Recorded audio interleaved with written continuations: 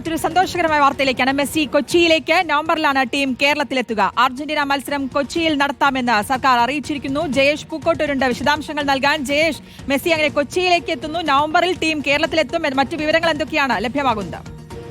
ഉറപ്പായിട്ടും മെസ്സി കേരളത്തിലേക്ക് എത്തുന്നു എന്നുള്ള കാര്യം കുറച്ച് മുൻപേ തന്നെ വ്യക്തമാക്കിയിരുന്നു. അതിൽ ഏത് സ്റ്റേഡിയത്തിലായിരിക്കും ഇനി മെസ്സി കളിക്കുക എന്നുള്ള കാര്യത്തിലായിരുന്നു ഒരു അനിശ്ചിതത്വം ഉണ്ടായിരുന്നത്.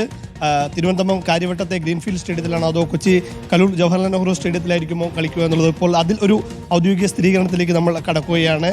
കലൂർ ജവഹർലാൽ നെഹ്റു സ്റ്റേഡിയത്തിൽ തന്നെയായിരിക്കും ലയണൽ മെസ്സി ഉൾപ്പെട്ട അർജന്റീന ടീം കളിക്കുക. എതിരാളികളെ തീരുമാനിച്ചിട്ടില്ല. അധികം വൈകാതെ തന്നെ എതിരാളികളെ നമ്മൾ നിശ്ചയിക്കുന്നതായിരിക്കും. എന്തായാലും അതിനൊരു ഔദ്യോഗിക സ്ഥിരീകരണത്തിലേക്ക് ഇപ്പോൾ കടക്കുകയാണ്. കൊച്ചി കലൂർ ജവഹർലാൽ നെഹ്റു സ്റ്റേഡിയത്തിലായിരിക്കും അർജന്റീന ടീം കേരളത്തിലെത്തുന്ന സൗഹൃദ മത്സരത്തിൽ കളിക്കുക എന്നുള്ളത്. ഇപ്പോൾ കൊച്ചി ഒരുപാട് അന്താരാഷ്ട്ര മത്സരങ്ങൾ നടന്നതാണ്.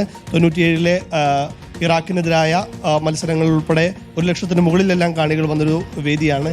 കൊച്ചിയിലേക്ക് ഒരിക്കൽ കൂടി ഒരു പ്രധാനപ്പെട്ട മത്സരം, അതിൽ തന്നെ ലോക ചാമ്പ്യന്മാരായ അർജന്റീനയും ലയണൽ മെസ്സിയും ഉൾപ്പെട്ട ടീം വന്ന് കളിക്കുകയാണ്. ഇതിനകത്ത് ഇനിയിപ്പോൾ ഇപ്പോൾ സർക്കാരിൻ്റെ കുറിപ്പ് പ്രകാരമാണെങ്കിൽ GCDAക്ക് അയച്ച കുറിപ്പ് പ്രകാരമാണെങ്കിൽ സ്റ്റേഡിയം സജ്ജമാക്കണമെന്നുള്ള നിർദ്ദേശമാണ് നൽകിയിരിക്കുന്നത്. അതായത് കായിക വകുപ്പിനെ സംബന്ധിച്ച് അവരുടെ ഫസ്റ്റ് പ്രയോറിറ്റി എന്ന് പറയുന്നത് കൊച്ചി കലൂർ അന്താരാഷ്ട്ര സ്റ്റേഡിയത്തിൽ തന്നെ ഈ മത്സരം സംഘടിപ്പിക്കുക എന്നുള്ളതാണ്. നമുക്കറിയാം തിരുവനന്തപുരം ഗ്രീൻഫീൽഡ് സ്റ്റേഡിയമാണ് പരിഗണിച്ചുകൊണ്ടിരുന്നത്. പക്ഷേ ഇപ്പോൾ ഇങ്ങനെ കായിക വകുപ്പ് മുൻതൂക്കം നൽകുന്നത് കൊച്ചി സ്റ്റേഡിയത്തിനാണ് എന്നുള്ളതാണ്. കൊച്ചി സ്റ്റേഡിയത്തിൻ്റെ ഏറ്റവും വലിയ പ്രശ്നം എന്ന് പറഞ്ഞാൽ നമ്മളത് അന്താരാഷ്ട്ര ലോകകപ്പ് അണ്ടർ-17 ലോകകപ്പ് നടന്നപ്പോൾ തന്നെ അത് വ്യക്തമായിട്ടുള്ള കാര്യമാണ്. കാരണം സുരക്ഷാ പ്രശ്നങ്ങൾ വലിയ തോതിലുണ്ട് സ്റ്റേഡിയത്തിന്. അതിൻ്റെ പരമാവധി അംഗസംഖ്യയിലേക്ക്, കാണികളുടെ എണ്ണത്തിലേക്ക് അവരെ പ്രവേശിപ്പിക്കുന്നില്ല.